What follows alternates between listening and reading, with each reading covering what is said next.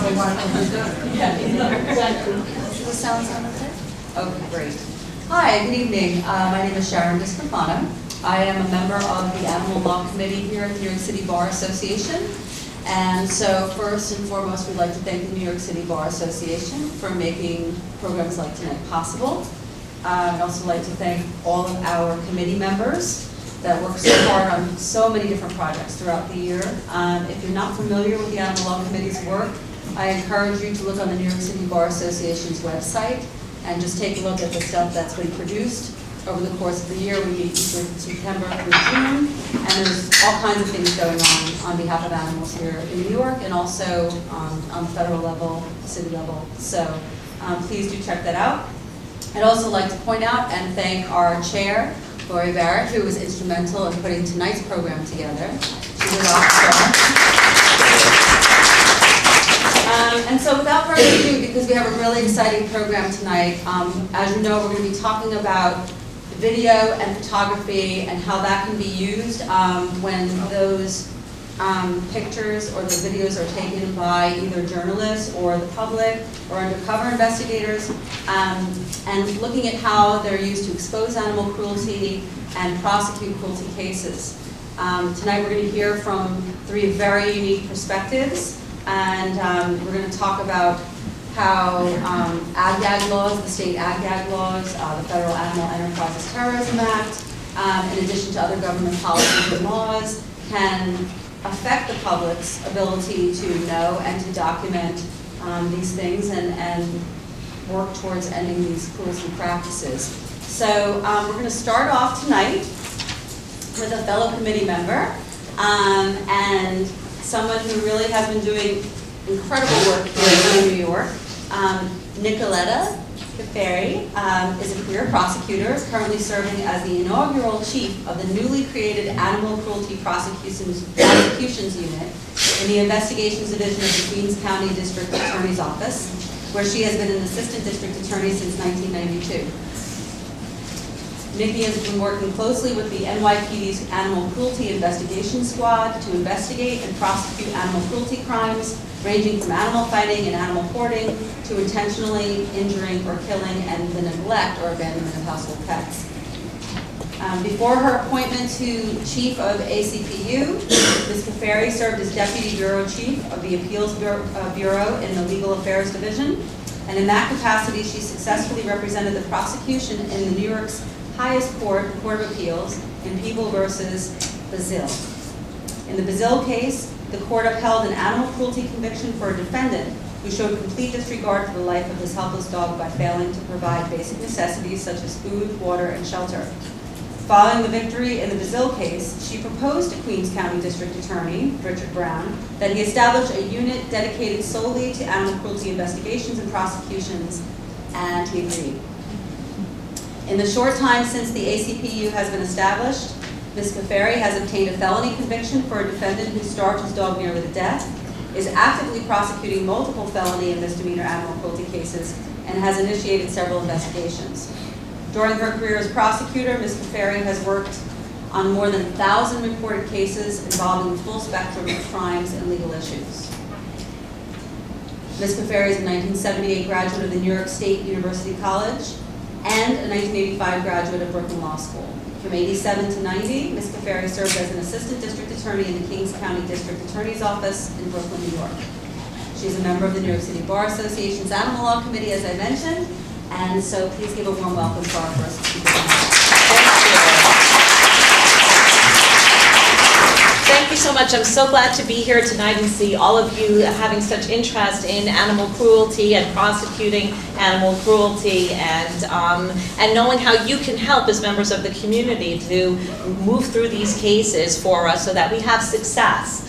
This is my boss, Richard Brown, who I'd like to give always a shout out to because he's always done innovative things, and one of his innovations is this Animal Cruelty Prosecutions Unit. And when I did propose it to him, he was all in, both feet, both arms.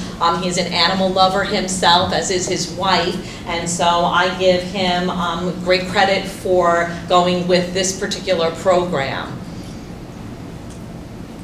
He's the longest tenured district attorney, by the way, in the history of New York City as of this year. So this is me. We've just been through everything. That's me.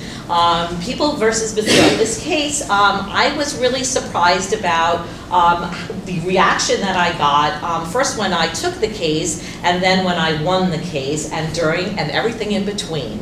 I took this case. It was a simple animal cruelty case where a guy tied up his dog on a 4-foot line for weeks and weeks, left him outside in the backyard without food, without water. The dog nearly starved to death. Of course, his coat was overgrown. He was fully matted, filthy, flea-bitten, fly-bitten, just a mess. But what was interesting to me was it was the community, it was the neighbors who kept reporting that this dog was tied up in the backyard. And in a city where a lot of people look away at far more serious crime, I was surprised at what an interest the community had taken in it. So I take the case because nobody else wants the case, and I'm assigning all the cases in the Appeals Bureau, and people made fun of me initially, some law enforcement people, and said, oh, that little doggy case, I can't believe you're taking that little doggy misdemeanor case. And I say, wait till you see what my little doggy case turns into. And virtually instantaneously, I get support from a number of groups that I will say the ASPCA, Humane Society, and in particular ALDF really came to my assistance. ALDF wrote an amicus brief in the case. On the other side was Cahill Gordon's, which is a big firm, so they did it pro bono, and there were a number of defense groups that took an interest in it too. So all of a sudden it generates all of this interest, and it becomes something of a novelty because the case was the first time that the Court of Appeals, our state's highest court, interpreted the New York statute, and it had been enacted for the very first time in 1825. Its iteration right now is from 1867, but from 1867 until when I took this case was a little bit of a surprise to me that no one ever interpreted that statute. So while I was very interested in the statutory interpretation aspect of it as an appellate attorney, what really fascinated me was the interest of the animals, and animal rights and animal welfare became somewhat of an obsession for me during it. So I began to take a lot of seminars and webinars and became very interested in this area and that aspect of it. After all, the Court of Appeals is a policy court, and I wanted to be sure that I was representing the interests of the animals and the various groups that also were interested in representing animals. And that's how I got a very full picture of something that I had never been aware of before. So this is the dog, and you can almost see on the one side he's very, very thin, but he's a long-haired dog, so this is what fascinated me. It's a little hard to tell that he's skinny. You actually have to palpate him, according to the vet who treated him, to find out just how bad off he was. And on a scale of 1 to 10, where 0 is death, he was a 1. And so just several weeks later is his after picture, and you can see he's really filled out quite nicely.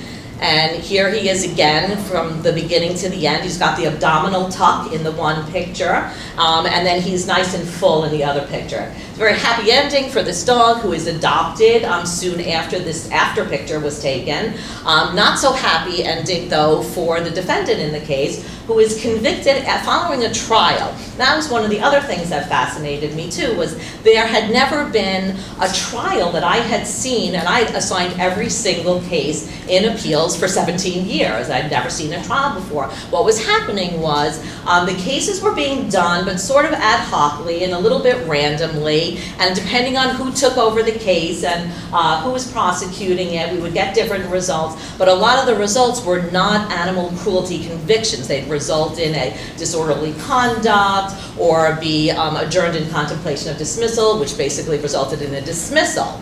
And so this was the first case that I saw. Now, the prosecutor, the defense attorney, and the judge all did a bang-up job, which gave me the opportunity in the Court of Appeals to really fully argue it, fully brief it, and then ultimately win it. And so what I learned from this case is a lot of stuff. This is what I mostly learned, that there's a link between human violence and animal cruelty. And it is a very real link. And if you Google this, you will find there are many, many studies now that are confirming this direct link. It's certainly true in the domestic violence area. 70% of people charged with animal cruelty are known to the police for other violent behavior, and those who hurt animals are 5 times more likely to commit acts of violence against people. So I start to think, this is the entire criminal element. Why are we not paying attention to this? We've got organized crime, with animal fighting, and with that it's gambling, money laundering, guns, drugs, all kinds of stuff. Of course, this is the famous Michael Vick, who really brought the animal fighting world, the dog fighting underworld to the forefront. And that was of great interest to me. And we've also got, the sociopaths who start at age 8 or 10, like Mr. Dahmer here, really torturing animals, killing animals. And what he would do when he was as young as 8 years old, perhaps, maybe between 8 and 10, he was actually skinning animals and keeping their bones. And maybe if somebody had paid attention to that and got him some help, maybe they would have helped him, maybe there would be less victims, maybe not, but it certainly, piqued my interest in we ought to be looking at this. This is actually Jeffrey Dahmer with his pet dog, Frisky, which is terrifying.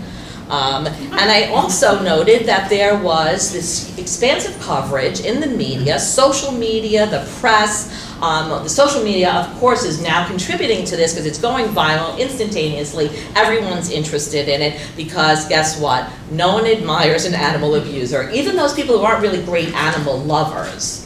So with that, at the same time, something really big happens in New York City. I'm going to talk a lot about this. The NYPD takes over the law enforcement arm of the ASPCA, which had formerly done all of the law enforcement for animal cruelty.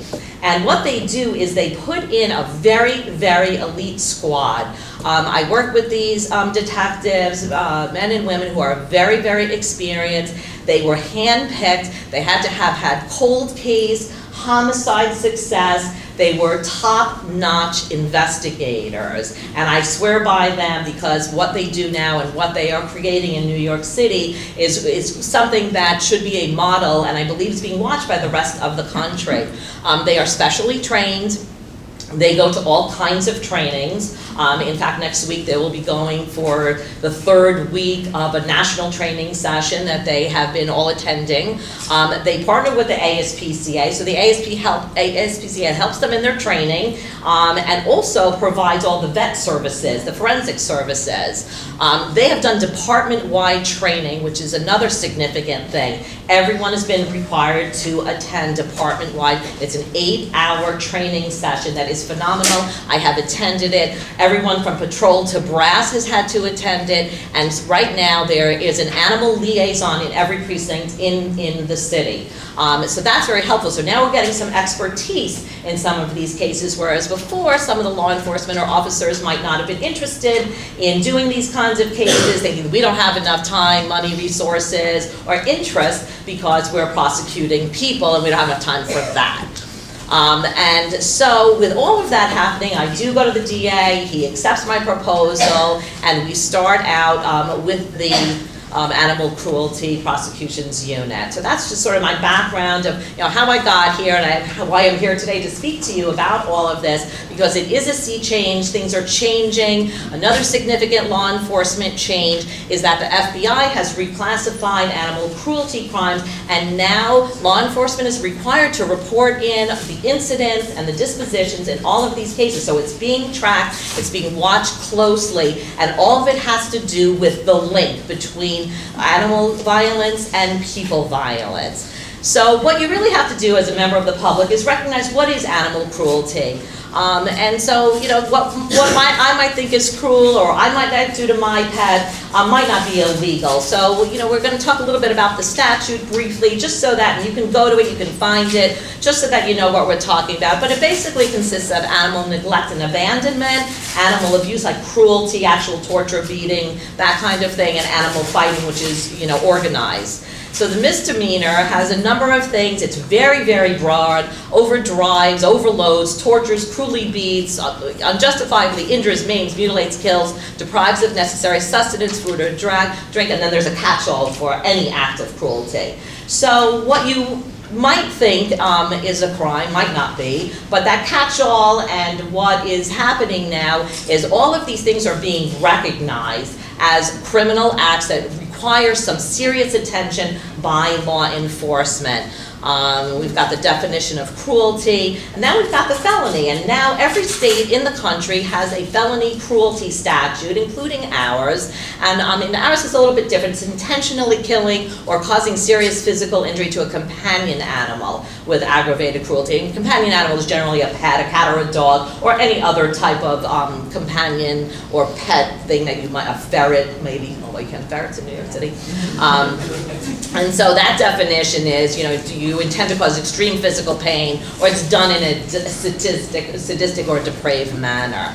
So when you're looking at animal cruelty, and some of the stuff, really the most common animal cruelty that I'm seeing is neglect. And does it matter to the animal whether, you know, the person doesn't care or isn't being really sadistic? No, because it's really torturous. To starve to death if you've ever been hungry, I myself have never been hungry because I eat too much, but if you've ever been hungry, the feeling of pain and starvation is really tremendous. And when it happens over a prolonged period of time, it is really abysmal for any animal. So with that also matting, so we've got severe matting and filthy coat. Matting, when an animal is matted, the hair actually pulls. It's like somebody, every time they move, it's like taking you by the hair and pulling it. It hurts quite a bit. Flea and tick infestation, underweight with visible bones, and I'm talking visible bones, ribs, spine, skull protruding, limping or inability to stand or walk normally, either from weakness or otherwise, obvious physical distress, and a need of vet care. Lack of sanitation is another thing. Feces, debris of the living conditions. If there are more animals that can be properly cared for, that's a very serious situation, and known as hoarding for the most part. Lack of food or water, if there's no obvious. So these are the things that you would want to look for if you were trying to report a crime and you wanted to describe what it was. You would want to indicate all of these things, like their dog is outside, it has no shelter, it has no food, there are no food bowls, there are no water bowls, and it's outside 24/7, rain, shine, snow, or whatever. And so I wish that people would document, you know, when people say skinny. Well, skinny is skinny, but skinny with visible ribs and protruding skull is a different kind of skinny. Sometimes extreme behavior can indicate some type of cruelty, sometimes not. Sometimes it's just the dog or the cat. Lack of adequate shelter is really important, and there are, you know, laws about there has to be appropriate shelter for any animal. Abandonment is another one. A lot of animals are left either out in a yard, and I have one case somebody reported this animal's been outside for 3 weeks, and the people moved. They actually moved, and they left the dog. But actually that's better, leaving the dog outside, than the people who leave the dog inside or the cat inside after they move, because that no one can ever help that cat or dog. So here are some examples of what extreme emaciation looks like. When you're looking at the dog who's on the leash, can anybody tell me whether you think that dog has been abused or neglected? What do you think? Yes or no? Well, you might say yes, but it's a tricky question, because you really don't know whether that dog is sick or has some other underlying illness. And until the dog is brought to the vet and testing is done and all other physical causes are eliminated except the starvation, you really don't know. So that's why the ASPCA takes all the animals that the NYPD retrieves from people who are accused of abuse or neglect. And they do all the testing. They do the blood testing and the urine testing, and they just begin a course of feeding, normal feeding, anything you buy in the grocery store, nothing special, nothing fancy. And if the dog gains weight or the cat gains weight and there's no other thing, then it can be labeled neglect or cruelty. here's another one there. I think if you're going to look at more than one animal, the chances are it's probably neglect, but maybe not. Maybe they're all eating the same thing that's causing them to be sick, and no one knows what it is. Here's actually, this horse actually has cancer. So while it was reported to be abused, the horse actually had cancer. This was a case that I had. This is a boxer who was who was brought into an animal control shelter, and the defendant said, gee, I found this dog, it was a stray. As it turns out, it's actually the defendant's dog, which was terrible. And the NYPD, the ACES squad, was very astute in this case. What he had said in part was that he said at first it was a stray, but then he said he got it from a woman who had 2 kids and couldn't take care of the dog. Well, the ACES knocks on the door and they say, what's the name of the woman? Where's the woman? We need to see those kids. Because chances are, if you have a dog like that and you live in a house with children, your children might not look that good either. But here he is, some weeks later, looking really fantastic. And this is, interestingly, the day that he reached his ideal weight and was released from the ASPCA hospital is the day that the defendant pled guilty to aggravated cruelty, a felony. And that was our first felony conviction that we got.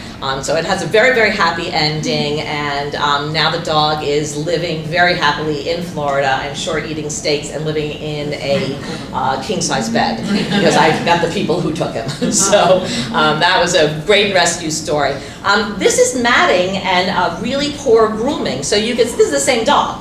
And so if you're seeing a dog that looks like the one who's got this filthy coat, that's what that dog looks like underneath. And that dog is in pain and is really having a very bad time of it.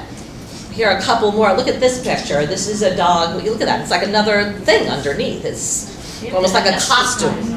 Right, it's almost like, it's almost like a costume. Yeah, they have to anesthetize him to do all that, to take it off, because it's extremely painful. Here's the same thing. Look at this dog. So if you see a dog like that, you're going to take pictures of that dog and report that dog. Or report that that dog is not doing well, and the police will go out. I assure you, they will go out. They investigate every single report of animal cruelty in New York City at this time. Look at this. It's like he's in a costume almost. Here's a happy pal with just give you that for a minute. I like to break it up a little bit.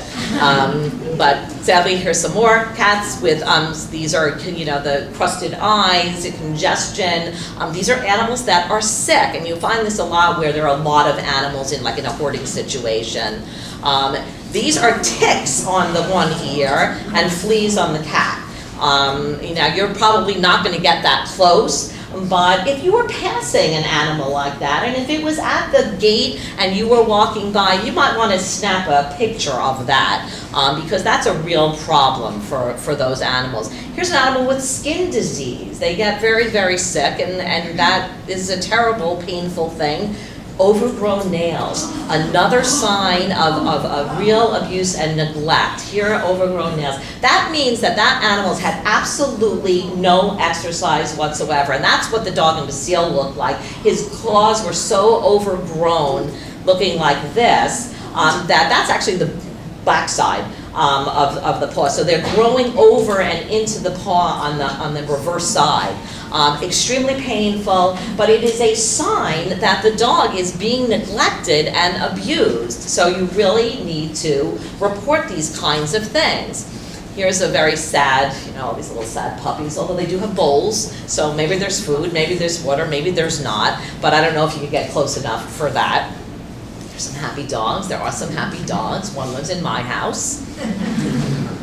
And then we have signs of physical cruelty and abuse. There you've got open wounds. If you see open wounds, if you see scars, if you see missing fur, missing limbs or body parts, another sure sign, burn marks, or aggression or fear, although sometimes it's not necessarily, it might just be the behavior of the dog.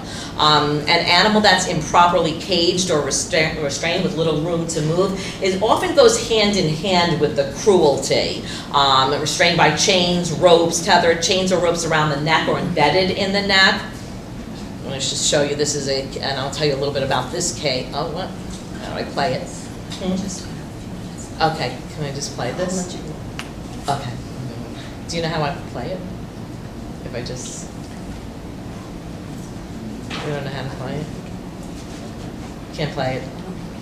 Okay, I don't know if you can see this. I'm going to tell you briefly about this case and why it was a perfect example of the community getting involved. I wish I could play this for you because there is a dog underneath those cans of soda, as well as there's a milk crate. And it is a rather large dog. I wish you could see him come out because it looks like something that is contrived, but it was actually the rescue of this dog. But in this case, people on the street had seen the defendant beating the dog, kicking the dog, punching the dog, dragging it by its leash, and they were very, very offended. They called 911, but of course 911 gets there too late. They called 311, and of course if he's not on the street, it's again too late. But the people were persisting in it. They went into the police station and they reported it again.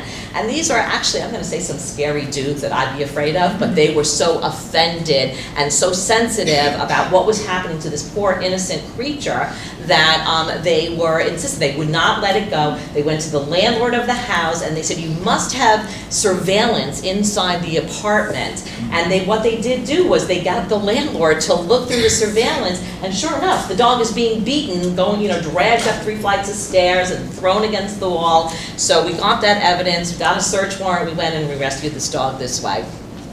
Here's the embedding of the collar in.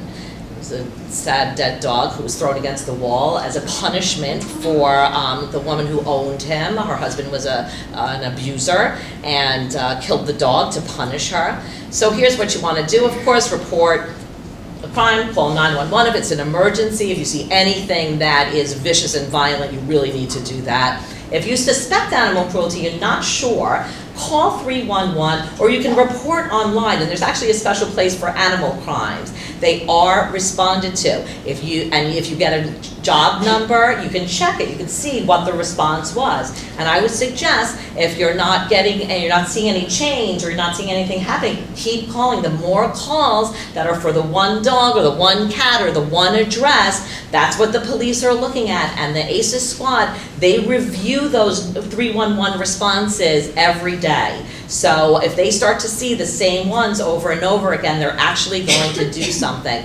Crime Stoppers also has a program. You can call in tips. There are all these posters all over the place.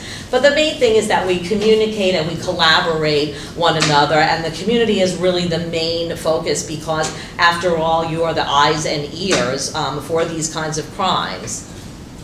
Got to document, photograph, and videotape is what we're talking about. I'm going to say rules number 1 through 10 in this department is never put yourself in danger. If you can photograph, if you can video, do it. If you can't, don't do it. Of course, a photograph is worth 1,000 words, and probably a video is worth 1,000,000 words, because now you've got sound, you've got spatial relations, you can see the movement. It's very, very helpful. Give the copies to law enforcement. Keep a copy for yourself always, but be aware that your photos and videos, if they are to be used in a prosecution, actually you will need to testify either in the grand jury or at trial, probably both if it's a felony, and I cannot put those documents into evidence, photos or videos, without a live witness saying, I was there and that's what it looked like. It's an accurate representation of what happened at the time. Got no camera? Do a sketch.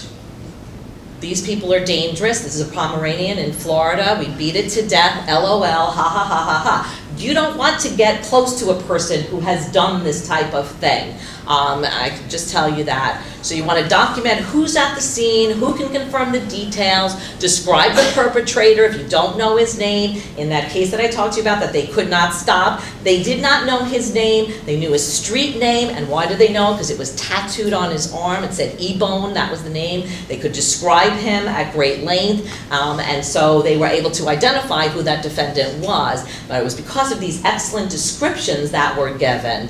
The names and descriptions of all the people who witnessed who might have witnessed the abuse, You want to document, describe the injuries. You've got to describe in detail size, color, location, describe the living conditions, including the filth, dangerous substances or objects.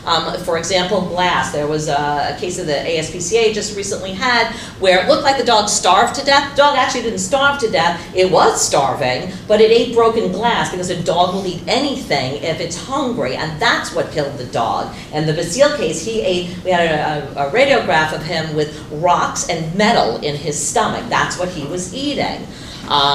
Note the type of shelter, if there's shelter, if there's no shelter. There's some shelter that's appropriate, some shelter that's not appropriate. We certainly have had some cases where somebody would describe that this dog was left outside all the time with no shelter. When ACES went out to investigate that, what they determined was you couldn't see the shelter from the street, and the sergeant tells me the shelter was so big that he and I could live there together and never see each other and be very happy.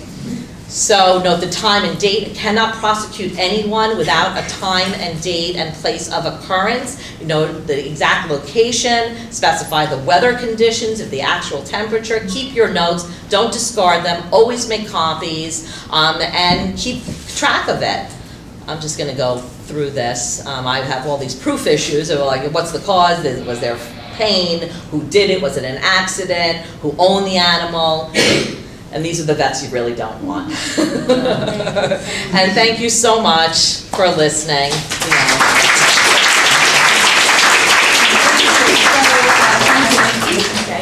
So much information, I know, and it's always it's a challenge to really kind of rate it in, because we want to just keep listening, and you have so many experiences. What we are going to do format-wise, because we want to make sure that each of our speakers has their time to speak.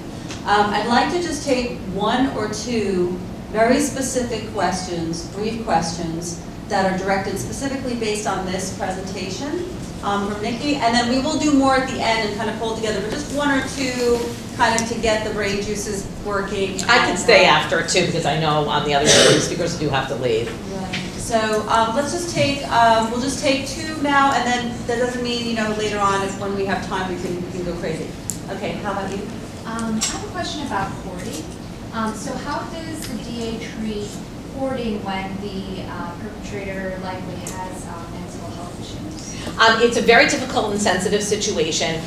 Certainly, the first efforts that are made are by the ASPCA that will go out there, and depending on if there's an elderly person in the house, Adult Protective Services, and that's been my experience, they will go out and they will try to talk to the people about surrendering the animals, and they'll provide services, mental health services will be provided by APS or some other city services, and they will also do a deep clean in the house. For my purposes, if it goes so far as to come to me, my ideal situation is to divert to mental health court so that the services are provided for the people with the mental health issues. That's my best answer to that. Thank you. And just to kind of ride that coattail for a second, can you speak specifically about the use of photographs or video when it comes time to get animal hoarders the help that they need, or prosecute them if it's a extremely effective. I do have one case right now that I have over 1,300 photographs that were taken by the ASPCA and the police to document what the house looked like. There was fly infestation everywhere. There's feces on the floor, you can see.